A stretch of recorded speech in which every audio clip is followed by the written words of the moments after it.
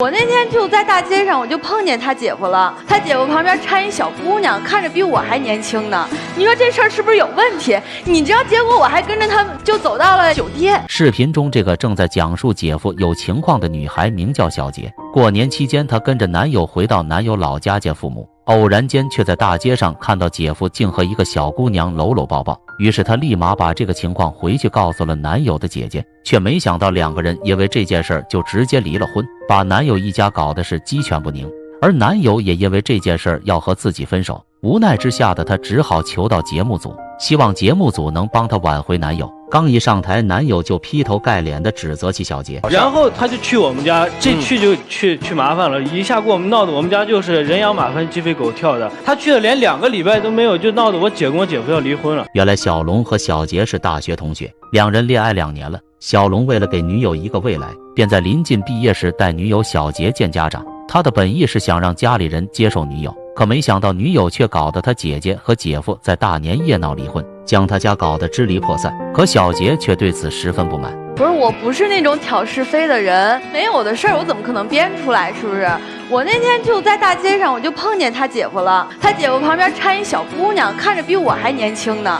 你说这事儿是不是有问题？你知道，结果我还跟着他就走到了酒店。在小杰看来，他只是讲述事实罢了，毕竟不做亏心事，不怕鬼敲门。明明他这么做是为了男友的姐姐好，还害怕姐姐被埋在鼓里不知情，男友怎么就不能理解下他的良苦用心呢？然而小龙看着丝毫不知悔改的女友，忍不住说出他的看法。我承认吧，我姐跟我姐夫他们俩是有那个婚姻不太就名存实亡了吧，但是他们有小孩有老人，他们就把这事儿隐瞒了，他非得把这事儿跟人家说出来，而且还挑着我们家过年吃年夜饭的时候，所有亲戚都在那坐着，他就要说，他还问我姐说，姐你知道吗，姐夫有小三儿。我当时我就使劲拉他，他就不听我，他还一直说停不下来，我觉得我心脏都快停止跳动了。那时候说起当时的场景，小龙到现在还记得当时的心情。俗话说家丑不可外扬，家里人都知道的事情却被女友在大年夜当众拆穿，原本喜庆的团圆饭最终却是哭闹收场，最后搞得姐姐和姐夫离婚。可女友小杰不仅没意识到自身问题，反而还依旧是强词夺理。你说我跟你姐说这事儿，我是不是为了你姐好啊？对，你是为他，你知道人家是愿意让你说吗？你就觉得你为他好。离了吗？离，正月里就让他逼的，人家就离婚去了。你说说都有小三儿了，那男的都不相爱了，还搞什么呀？小杰却觉得他是帮姐姐2口子解脱了，明明姐夫都出轨了，还要让姐姐默认不知道这件事，实在是荒唐至极。原本小龙以为女友到此会稍有收敛，可没想到女友接下来的操作却是让他真正见识到了女友搬弄是非的本事。觉得我们家一直都挺和谐的，其实。然后我奶奶在我们家住着，就我奶奶、我姑、我妈，现在被她闹得都仨人都不说话了。现在为什么呀？就她在我妈背后就嚼舌根，在那说什么人心隔肚皮这些事儿。本身是我姑要买房子问我奶奶借点钱，就这么个小事儿，是吧？她就在背后嚼舌根。人都会有些难处的，在小龙看来，一家人就应该相互照应。况且借钱这些就是长辈间的事情，可偏偏女友小杰要横插一脚，在背后煽风点火嚼舌根，挑拨离间母亲和奶奶间的关系。那这件事到底是怎么一回事呢？他奶奶住他家，然后吧，他奶又没收入，还没退休金，也没什么存款，就天天花着他们家钱吃他们家的。对啊，我们养着他的孝顺啊。然后吧，他不说要买房，特别痛快就答应了。那你凭什么说拿着你们家钱去接济他姑娘啊？大家说是不是？我觉得这事儿很正常，而且这事儿跟你有什么关系？你去管这事儿跟你有关系吗？你去管？当然有关系。你说我以后要是嫁到你们家，你妈是不是也是我妈？对吧？我也得叫她叫妈吧。什么我妈就你亲妈？你知不知道有一句话叫家丑不可外扬？我和外人说了吗？你就是个外人，你知道吗？第一次来我们家，你就把这事儿跟我妈说，你让我妈多下不来台啊！明明是一家人，可奶奶却向着闺女压榨着准婆婆，她实在是看不下去了。她就是替准婆婆打抱不平。小杰自认为她做得非常对，然而这些落在男友小龙眼中却是女友挑拨离间，因为这件事搞得亲人间的关系特别僵，还闹得家庭支离破碎。那小杰到底是怎么想的呢？不是我挑拨，你说他奶奶啊，天天住他们家，然后吧，他奶奶还跟他爸天天抱怨，说他妈不干活，也不做饭，也不洗衣服。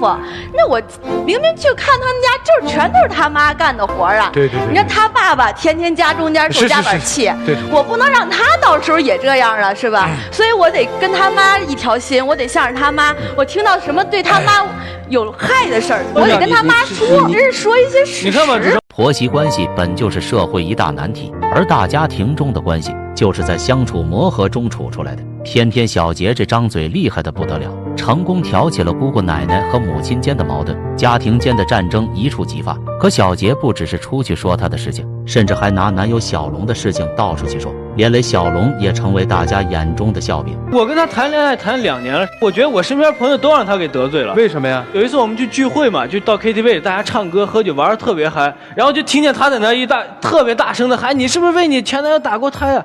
你说这事儿怎么能说啊？小龙说起当时的场景也是十分干，实在是小杰口无遮拦，嘴上没有分寸的毛病，没少为他们惹祸事。按理说一般人都不会当众揭他人伤疤，那么当时小杰为何要如此做呢？你们都去过 KTV 是吧？ KTV 有人唱歌的时候是不是特别吵？两个人就小声说话根本听不见。那我跟他就是在那聊天而已，我也不是要大声跟谁说，我只是问他而已，我没跟别人说呀。那谁知道平时都那么吵，突然我就说那一句话的时候就安静了。我觉得肯定就是有人在摆我一道，要么就是摆那个女孩一道。此话一出，众人哄堂大笑。明明是小杰在背后嚼舌根，可被带到后却推卸责任。这个女人的脸皮怎么能这么厚呢？小杰不仅将她身边的朋友得罪完了，而且还将男友的舍友也得罪了。然后就因为人家得痔疮了，就挺不好一个事儿吧，他就听见了，他给人往外传。我还跟你说过了，我说你别往外说这个事儿。过了2天，人家就来问我了，我就知道肯定是你说的。每个人都有自己的隐私，小杰嘴上没个把门，到处乱说的毛病，让男友小龙实在是无可奈何。可小杰总是没有意识到自身问题，每次都会为他自己找理由。这个女人真的是无赖至极。痔疮这事儿吧，10个人9个人得有，而且我就是跟他宿舍的人说了一下，我没让他跟别人说呀。你说一个宿舍的是不是得互相照顾？宿舍的人都不知道，就拽他吃辣的，然后又让他老坐着玩电脑，什么多不好呀。而且我还特意的嘱咐他那个几个舍友了，我让他别告诉别人，这几个人就信不过，你还不如不跟他们做朋友呢。好家伙，小杰这个颠倒黑白的本事实在是炉火纯青，打着为男友好的幌子，将他身边的朋友得罪个遍。我身边现在让你选的没几个朋友了，都已经。他没朋友就是他自己的问题了。你说说呗。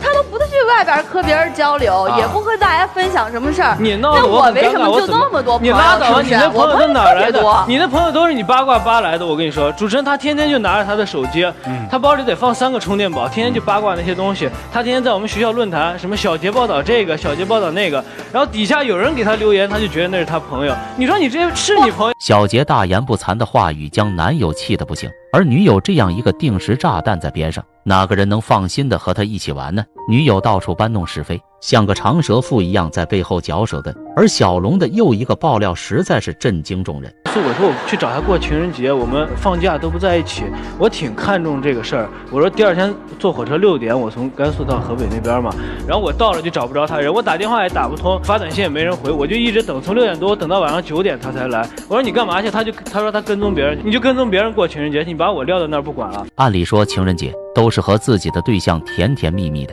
小龙大清早去找女友，却被女友冷落在一边，消息不回，电话不接。得知真相的小龙的内心十分崩溃。那么当时到底发生了什么事情，竟使得小杰这远道来的男友不顾呢？高中吧，有一校花，就是女神级别的，特别清纯，当时好多人都喜欢她。结果吧，那天恰巧了，我就碰见她了，穿着什么大渔网袜，然后还戴着假发，然后吧坐了一个老男人的车，还跟那人一块抽着烟。你说这事儿跟你有关系吗？一个女神的形象就这么毁了，我们高中那帮同学得怎么想呀？得多难过呀！我不得跟踪一下，看看是怎么回事，我得告诉他们呀。这事儿比我去找你过情人节还重要。这种事儿你不能天天都碰着。小杰说起到当时的场景是眉飞色舞，他看到不同寻常的事情，一颗八卦之心瞬间燃起，迫切想要知道事情的前因后果。实在是她对这个爆料震惊不已。毕竟和男友能经常见面，这样的事情可遇不可求，可背后说闲话是要付出代价的。小杰这张爱搬弄是非的嘴也给她带来不少麻烦。他身边朋友老是跟他说点事，就想让他往外抖落，然后人家都是看乐了，最后当事人就来找他。上一次就因为一个事儿，人家都差点来打他。为什么事儿啊？就是我们学校社团一个社长吧，就是想跟女朋友求婚，准备了好长时间，然后也不知道他就怎么知道了，给人提前抖落出去。在我们学校在我们学校论坛就说大家下午3点来关注爆炸性新闻，社长要求婚了，然后人家女生就提前知道。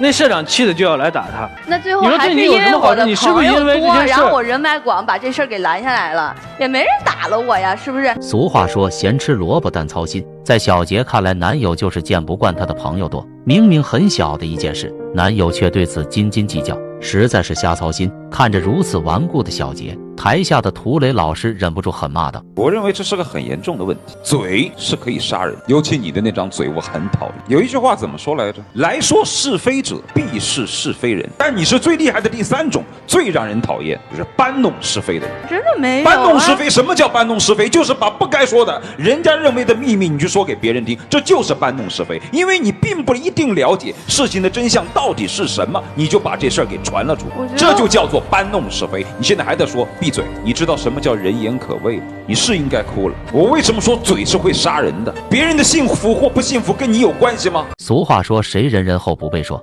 谁人人后不说人。人活在世上不可避免的要与人接触，只要有人的地方就会有闲言碎语，但中国人经常说人言可畏，有时候流言蜚语能毁掉一个人。涂老师希望大家面对流言蜚语时要保持一定的清醒和理智，不信谣不传谣，过好自己的生活。涂磊老师继续给他一计，并且也给他一些建议。为什么那么喜欢去传话？